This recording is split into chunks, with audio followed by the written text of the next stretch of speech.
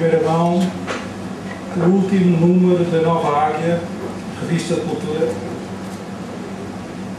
número 8. O número 8 da Nova Águia, Revista de Cultura para o século XXI. Estivemos cá na FNAC, a quem agradecemos, em maio, junho, na altura para fazer um lançamento um pouco sui generis. Estávamos na altura, vim cá na altura para apresentar o 7º número, mas entretanto a revista já tinha esgotado e portanto não tínhamos revistas, as pessoas que estavam na assistência não tinham revistas para ver e para comprar. Isto agora já não se passa, desta vez as revistas acabaram de sair da gráfica há poucos dias e foi possível em tempo útil tê-las aqui já na livraria ao vosso dispor. A Nova Águia, como sabe, é uma revista semestral. O primeiro número foi lançado em 2008, no primeiro semestre de 2008. É uma revista que tem sempre um tema central em cada número. O primeiro tema foi a ideia de pátria e sua atualidade. Obviamente que não foi por acaso. Esta revista tem ou propõe uma determinada visão de Portugal e do mundo, que foi devidamente expressa no Manifesto da Nova Águia, que é o documento fundador deste projeto e que foi publicado nesse primeiro número. Depois, em 2008 ainda, lançámos um segundo número, que teve como tema central António Vieira e o futuro da lusofonia, já que em 2008 celebraram-se os 400 anos do nascimento do padre António Vieira, e sendo a Nova Águia uma revista que de forma assumida e descomplexada procura celebrar as figuras maiores da nossa cultura, não apenas portuguesa, mas lusófona, obviamente que não ignorámos uma efeméride tão relevante como essa, como foram os 400 anos do nascimento do padre António Vieira. Em 2009 lançámos mais 2 números, homenageámos mais 2 figuras maiores da nossa cultura, a saber, Agostinho da Silva, nos 15 anos da sua morte. Foi esse o tema central, o legado de Agostinho da Silva, 15 anos após a sua morte, e no segundo semestre, Teixeira de Pascoais, uma figura que também nos é muito grata, não se inspirasse a Nova Águia, como desde logo se denota pelo nome, na revista A Águia e no movimento da Renascença Portuguesa, onde Pascoais foi certamente uma das figuras de proa. O tema foi Pascoais, Portugal e a Europa.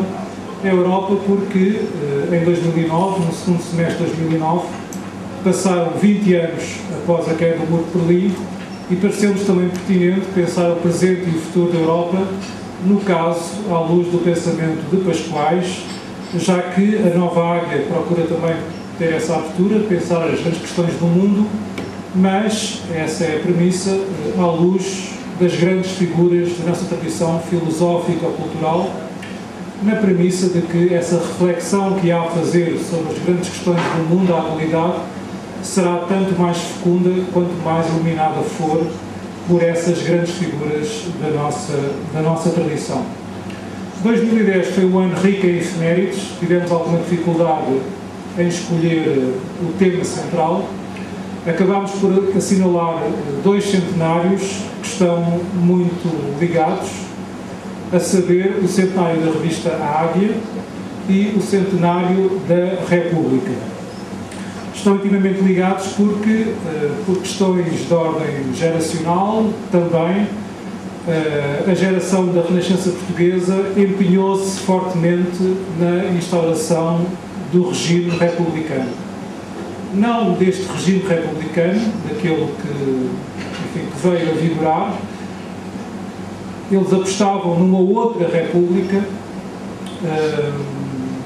que certamente não passaria apenas pela substituição de um rei hereditariamente designado por um presidente democraticamente eleito. Para a geração da Renascença Portuguesa, a república era a promessa de um Portugal novo, de um Portugal renascido. Aliás, o nome Renascença Portuguesa diz tudo ou quase tudo. Se havia que operar uma Renascença Portuguesa era porque Portugal estava morto ou pelo menos moribundo. E porventura hoje estamos numa situação próxima dessa. Aliás, esta revista e o movimento cultural e cívico a que entretanto deu base O MIL, o Movimento Internacional Lusófono, nasce dessa percepção.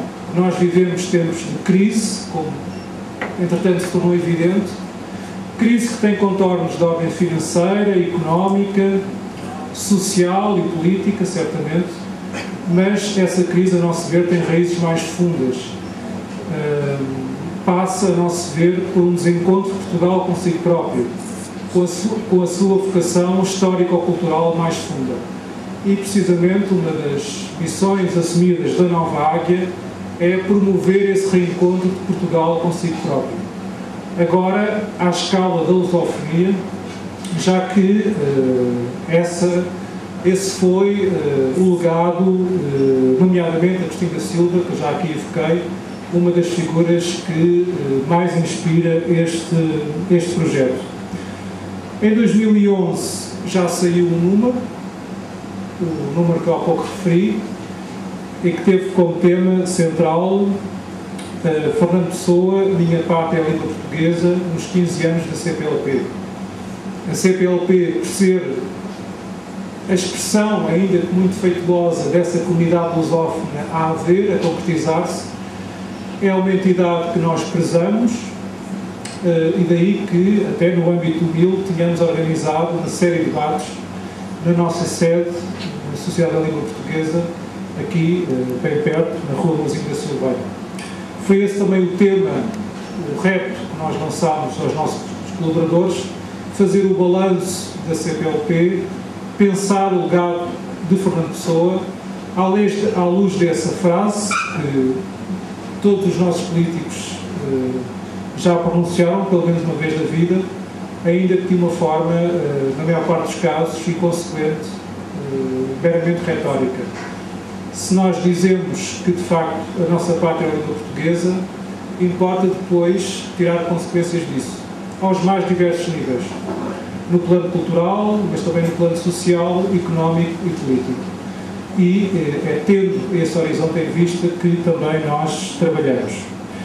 Neste segundo semestre, e a Nova Águia, como aliás a professora Vaz Teixeira tem notado, nós gostamos de cumprir os nossos cronogramas. Saiu, pois, este 8º número, que tem como tema o pensamento da cultura de língua portuguesa.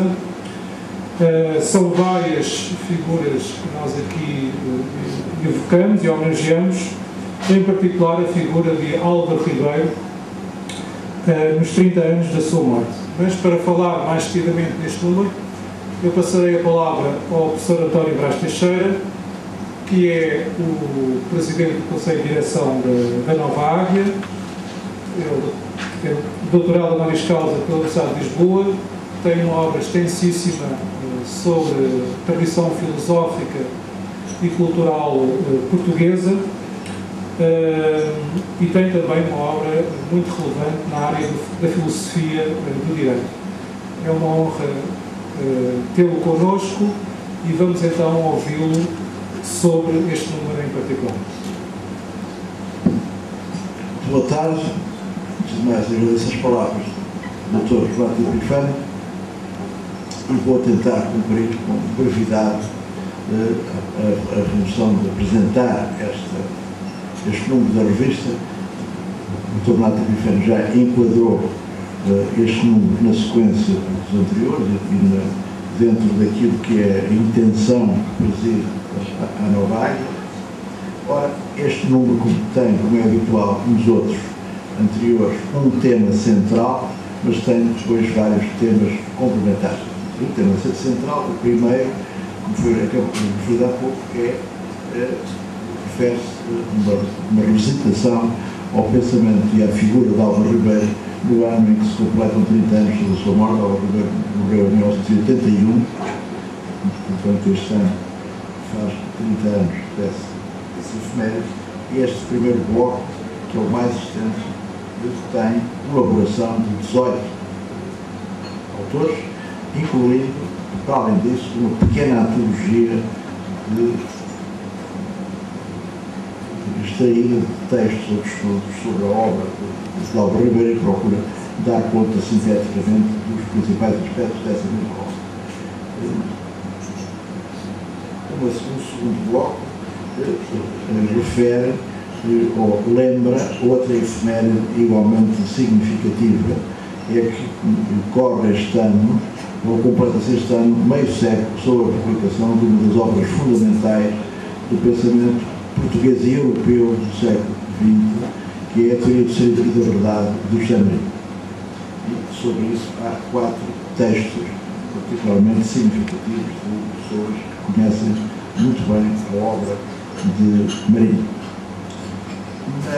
Dentro desta vocação filosófica que foi realçada há bocado pelo professor Renato Epifânio, há depois um terceiro conjunto de textos não muito extensos que recordam 3 efemérides fundamentais de 3 figuras fundamentais da cultura lusófona, 2 brasileiros e um galego.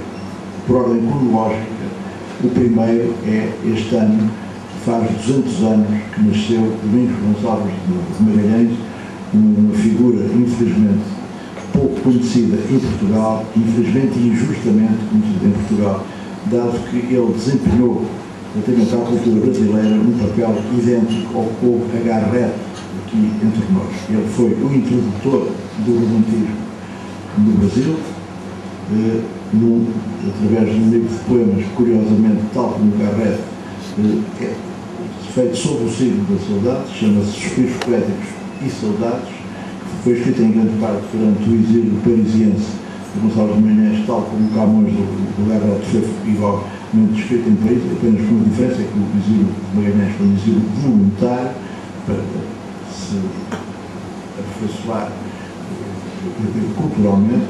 É também, de algum modo, o fundador do teatro brasileiro, numa peça sobre o judeu, chamada António José da Silva, o poeta, ou António José, o poeta em Inquisição, e também há um problema mesmo evidente com o Garrett. Garrett recorre para o Chico Vicente, a sua iniciativa de renascimento do teatro português, é autor ainda de um poema épico, que de certo modo pretende ser Lusíadas em 10 cantos, chamado a configuração dos tamoios, mas na perspectiva que nos importa, o papel mais relevante de Gonçalves de Magalhães é que é, de alguma maneira, também o fundador da filosofia brasileira. Enfim, discutimos entre nós, os nossos amigos brasileiros, se esse tipo deve caber a Silvestre Pinheiro Ferreira ou Gonçalves de Magalhães. Acho que é um pensador que pertence às duas culturas, uma vez que, sendo português, que foi no Brasil que publicou parte da sua obra filosófica, a primeira parte. Na minha interpretação, o fundador será Gonçalves de Magalhães, por ser ele é uma das 3 ou 4 figuras fundamentais da filosofia brasileira do século XIX e, mais do que isso, permitiu também filósofos que a reação contra o romantismo, encabeçada pela escola do Recife, corresponde ao maneira da escola de Coimbra, tivesse sido uma discussão filosófica e não uma discussão meramente literária, pois que, nomeadamente, Tobias Barreto e Silvio Romero, as figuras de coroa da escola do Recife, reportam-se na proposta filosófica que fazem, que vão criticamente à obra de Gonçalves de Magalhães. Infelizmente, nós em Portugal dispomos apenas, são acessíveis 2 textos de Gonçalves de Magalhães. O primeiro livro filosófico dele, Os Factos do Espírito Humano, que é uma edição recente pela imprensa nacional, e essa primeira peça, António José, o poeta em Inquisição, que figura numa antologia do teatro romântico brasileiro, publicada igualmente pela imprensa nacional. Outro brasileiro que é aqui invocado, Joaquim Nabuco, no primeiro centenário da sua morte, através de um texto notavelmente bem escrito, como é habitual, do autor João Bigode Chorão. O Joaquim Nabuco é uma grande figura da cultura e da política brasileira e é a figura maior da campanha abolicionista das capitais. Finalmente, é também recordado aqui o centenário de Álvaro Pompeia, certo, o maior escritor galego do século passado. Talvez constitua com a Rosalia ou Otero Pedraio as figuras maiores da cultura literária brasileira. Há depois uma outra secção que é feita à volta de Fernando Pessoa, pois que a colaboração que surgiu no programa anterior era dedicado, era de tal maneira ampla que sobraram, entre aspas, 7 textos, que acrescem aos 27 publicados no número anterior. Depois que há outro fenómeno que eu ajustar aqui, é que a revista tem tido cada vez mais colaboradores, este tem 70 colaboradores, e tem vindo a aumentar de tamanho. O primeiro número tem 170 páginas, este tem 260. Ou seja, tem mais 90 páginas do primeiro número e mais 60 do que os números imediatamente anteriores.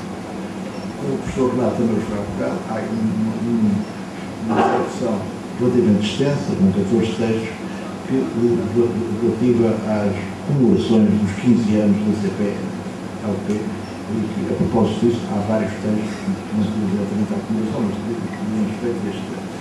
Depois existem as rubricas habituais, há poemas, há recenções, há notas e notícias ligadas às próprias edições da Nova Águia, porque tal como aconteceu com a primeira Águia, que aliás foram duas, uma vez que houve a Águia de 1910, onde produzida por Álvaro Pinto, que não era ainda o órgão da República Portuguesa, e depois das séries seguintes, de 12 a 32, que eram essa segunda, e é fundamentalmente a esta segunda Águia que esta nova Águia se reporta. Mas tal como fez a Administração Portuguesa, que além da sua atividade de ter editado a revista, também a Vida Portuguesa e depois a revista a princípio, foi também uma importante editora. Ora, a Nova Águia é também uma editora que, neste momento, se a conta está certa, já publicou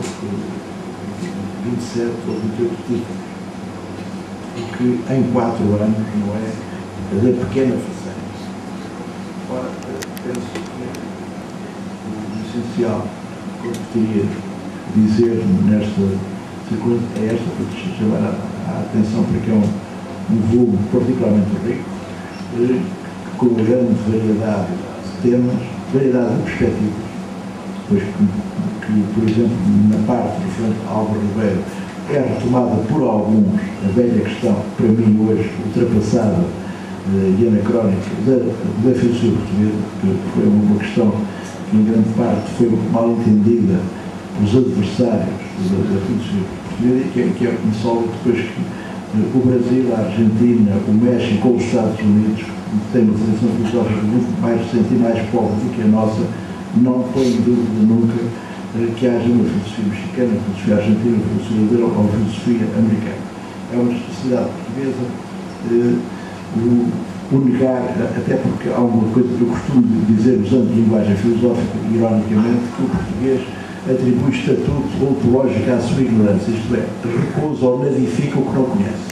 E geralmente, relativamente ao problema da filosofia portuguesa, ainda hoje, o que caracteriza as afirmações em contrário é uma grande ignorância e uma arrogante ignorância das pessoas que defendem essa tese. Primeiro, não sabem que o problema das filosofias nacionais foi um problema central da reflexão do século XX, que é um problema resolvido, digamos assim, em que qualquer problema filosófico se pode considerar resolvido, ou pelo menos transitoriamente resolvido, ou pelo menos, e, por outro lado, as pessoas que isso fazem, em regra, desconhecem totalmente os elementos fundamentais da tradição filosófica portuguesa.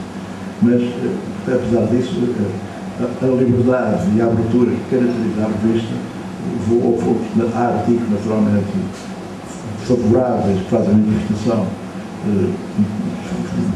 simpática, digamos assim, até laudatória de Álvaro Ribeiro, dos aspectos principais do seu pensamento e do seu legado especulativo e cultural, a importância que tem o seu pensamento pedagógico e a desgraça que a educação portuguesa há 40 anos revela bem, ao contrário, que cada vez mais que Álvaro Ribeiro tinha razão nas propostas que fez em matéria de educação dos portugueses, e tal como razão tinha o seu companheiro José Marinho, quando fez, embora com uma dimensão menor, mas com idêntica profundidade propostas no mesmo sentido, mas, para além disso, há pessoas que estão numa posição que divergente e, portanto, contestam a maneira como foi resolvida por Álvaro ribeiros de outros tipos de continuadores, esse problema.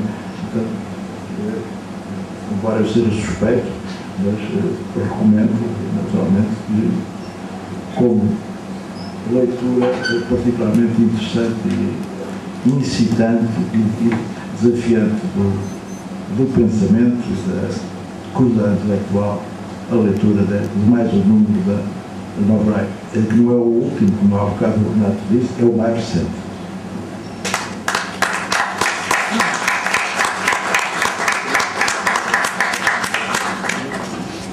Muito obrigado, professor Mestre Teixeira, pela apresentação que fez e também por chamar a atenção devidamente à coleção de livros Nova Águia.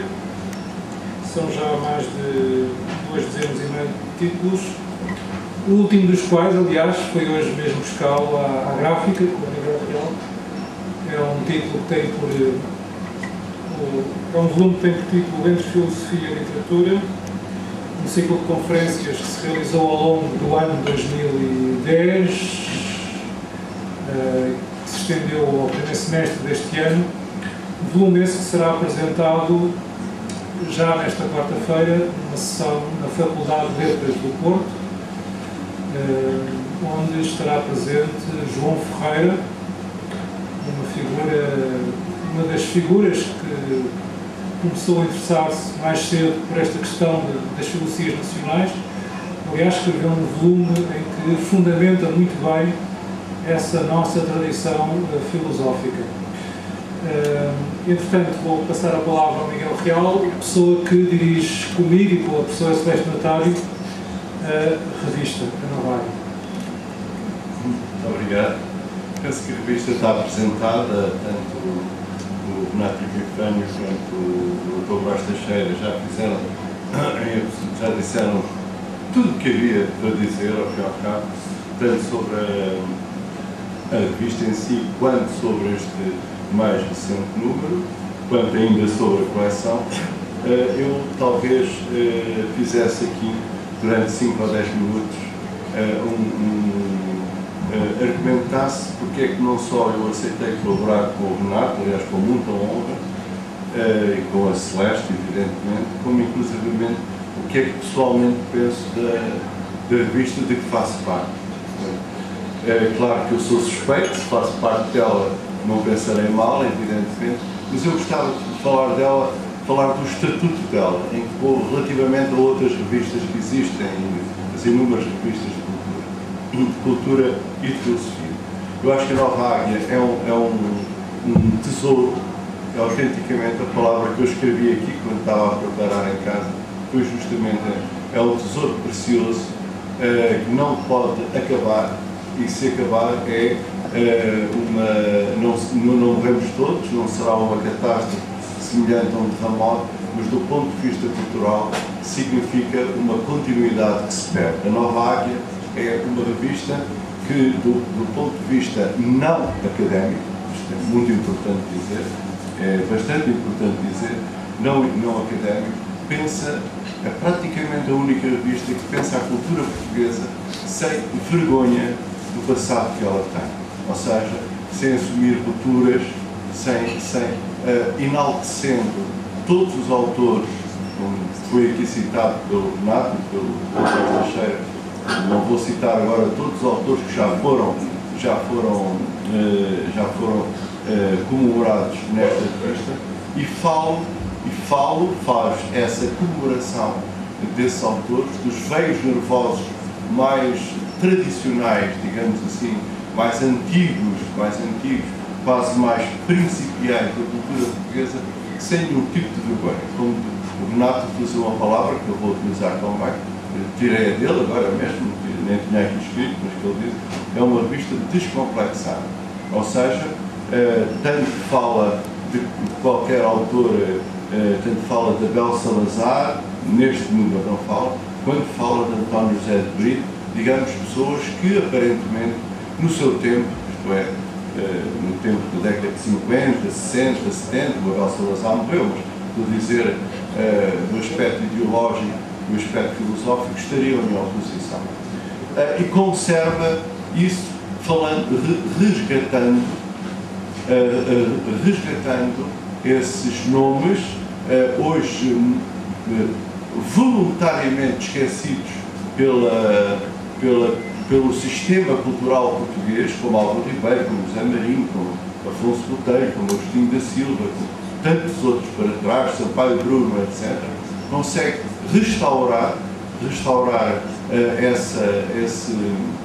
renovar o pensamento deles através de uma participação de autores atuais que, lendo Álvaro Ribeiro, lendo José Marinho, lendo Agostinho da Silva, lendo Afonso Botelho, etc., se inspiram neles no seu pensamento para ver Portugal atual. Eu penso que não há outra revista em Portugal, sinceramente, conheço mais ou menos, não conhecerei todas em absoluto, é evidente, mas daquelas mais significativas, pelo menos, sejam ligados ao meio académico, sejam ligados ao meio, sejam ligados só ao meio editorial, esta revista tem esta característica. Não tem vergonha do passado cultural português, mesmo de algum tempo em que hoje o regime democrático contesta esse tempo. E nesse sentido, conhecendo bem as diferenças entre os pensadores, elogia-os. E elogia-os não no sentido de glorificar, mas no sentido de resgatar a sua memória. Portanto, é uma revista, é isto que eu queria queria cifrar com muita força. Uma revista que resgata a memória daqueles que já morreram, e alguns vivos também, evidentemente, mas estou a falar principalmente do passado, e não os glorificando, aviva a sua filosofia, forçando que novos autores, novos leitores os conheçam. Como sabem, muitos destes autores têm a sua obra editada graças à visão lúcida do Dr. António Brás Teixeira, quando agiu a imprensa nacional. Se não fosse essa visão lúcida, quase nenhum destes autores nós temos citado, talvez com exceção de Agostinho da Silva, porque teve a sua grande hora quando, através da televisão, com as conversas vadias, tirando Agostinho da Silva, Sampaio Bruno, Basílio Telas, Álvaro Ribeiro, José Marinho, António José de Brito, José Silveral, tantos outros estariam absolutamente esquecidos, não direi enterrados, que seria um exagero, claro, mas absolutamente esquecidos, até que uma tese de doutoramento, e para isso é que servem as universidades, uma tese de doutoramento viesse, entre aspas, desenterrar um Álvaro Ribeiro, um José Marinho, um Sampaio Bruno, etc., e reavivasse ali naquele meio académico, ligado à filosofia, constituído por 50, 100, 150 pessoas, digamos assim, que velam pela tradição ao nível académico, e é isso que também deve revelar, para além da investigação, evidentemente. Não, a Nova Águia faz um pouco mais do que isso. A Nova Águia, de 6 em 6 meses, resgata um conjunto forte desses nomes, uns mais conhecidos, outros menos conhecidos, mas todos eles merecedores do nosso respeito cultural. Todos eles merecedores do nosso respeito cultural. E isto é muito importante. E penso eu que este é o Estatuto da Nova Águia. Enquanto não aparecer outra revista que pense a cultura portuguesa na atualidade com base no passado, pense a cultura portuguesa na atualidade com base no passado, não haja aqueles corpos culturais instaurados por pós-modernismos e outras hermenêuticas, de certo modo, de caráter universitário. Penso que enquanto não houver outra revista, esta tem este estatuto e este papel.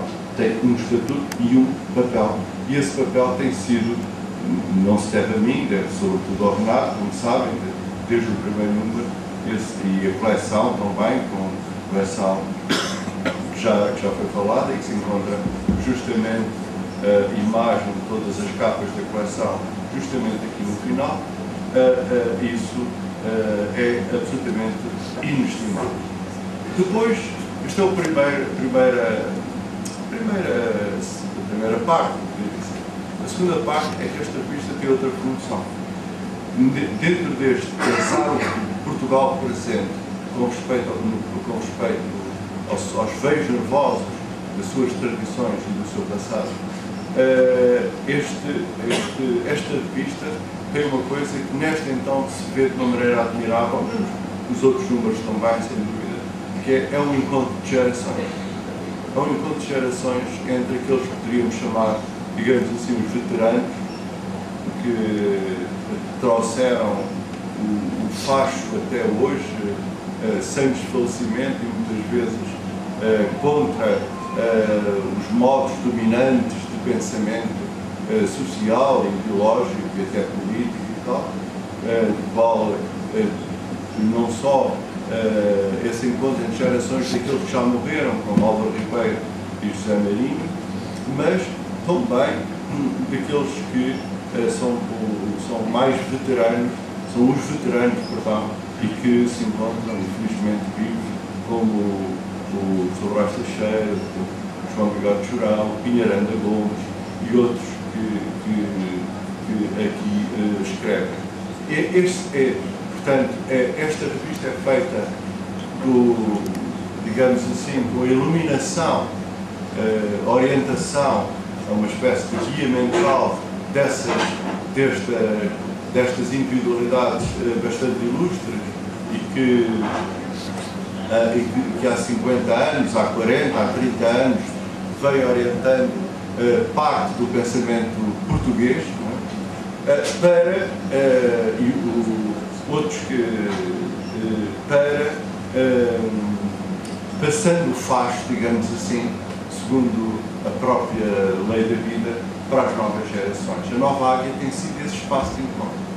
Sinceramente, existem outras instituições que fazem o mesmo, inevitavelmente, outras revistas também têm esse espaço, outras, até colóquios e universidades também têm esse encontro entre novas e mais gerações mais antigas, mas a Nova Águia tem tido também tem sido também esse espaço. Isso é um certo orgulho. E um espaço não cultural. É um espaço de encontro de gerações que se iluminam através do pensamento, da filosofia, que se respeitam. Ninguém é obrigado a Nova Águia a pensar exatamente como o Renato, evidentemente. Cada um pensa como deve pensar e escreve como deve escrever, mas é com grande alegria que se constata haver este espaço não cultural. Não há aqui um grupo que tem 40 anos, se opõe a um grupo agora que tem 20 anos, que tem novas hermenêuticas vindas da Alemanha ou de Espanha ou de outro lado qualquer, e outro grupo que tem 60 anos, 60, 70 anos, aqui 3 grupos a desafiarem-se como se numa mão tivessem a verdade, na outra o absoluto. Não, isto é um espaço intergeracional, é um espaço intermental no sentido de pensamento, e penso que uma revista assim, sinceramente, não pode morrer, independentemente das vendas, evidentemente dos apoios, das vendas, do esforço, principalmente do Renato Epifânio, que é o grande mentor desta revista. É uma revista que só nos faz bem, é um exemplo de liberdade de espírito, é um exemplo de interconexão cultural, de rendição de gerações até, se quiser, de rendição de gerações, e é um espaço de respeito pelo passado cultural português. Portanto, a Nova Águia deve estar de parabéns, deve ser uma festa, não no sentido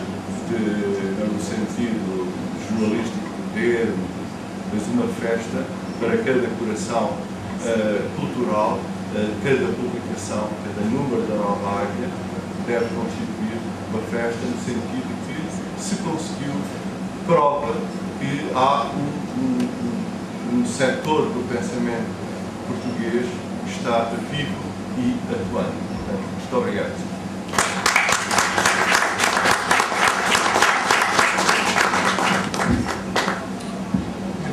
Miguel.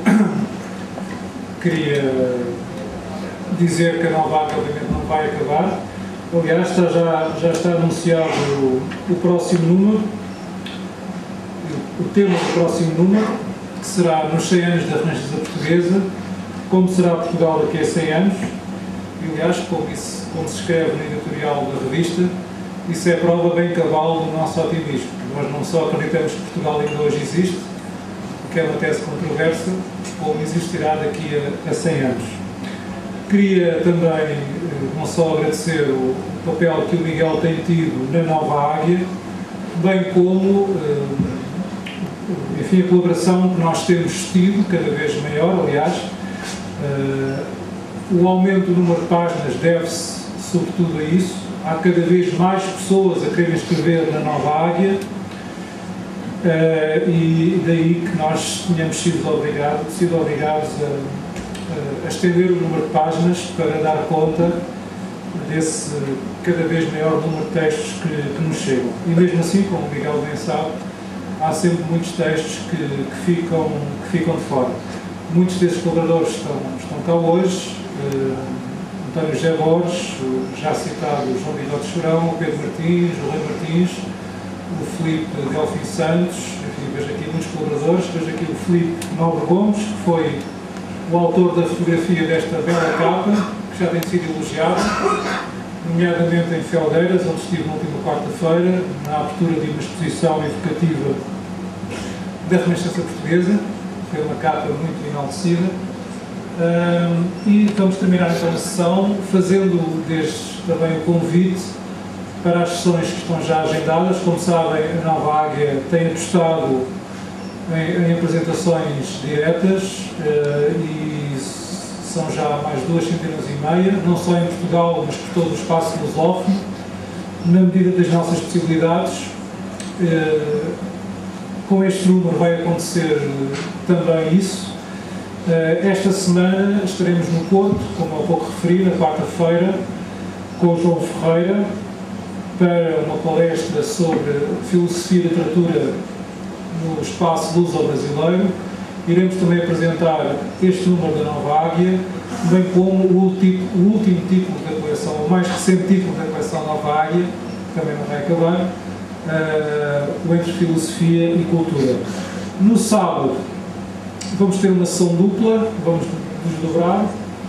Eu vou estar com o Pinheiranda Gomes, com o professor Manuel Ferreira Patrício, em princípio aqui bem perto, na Sociedade da Língua Portuguesa, na sede do MIL. A sessão passa também pela apresentação da revista. O Miguel Real estará em Setúbal, na Casa Bocage, onde, falando sobre a questão da Silva em particular, haverá também tempo para falar deste último número da revista. E pronto, espero que tenham gostado desta apresentação, sobretudo que gostem da revista, e estaremos cá certamente no próximo semestre para apresentar aquele que será o número 9 da Nova Águia. Obrigado.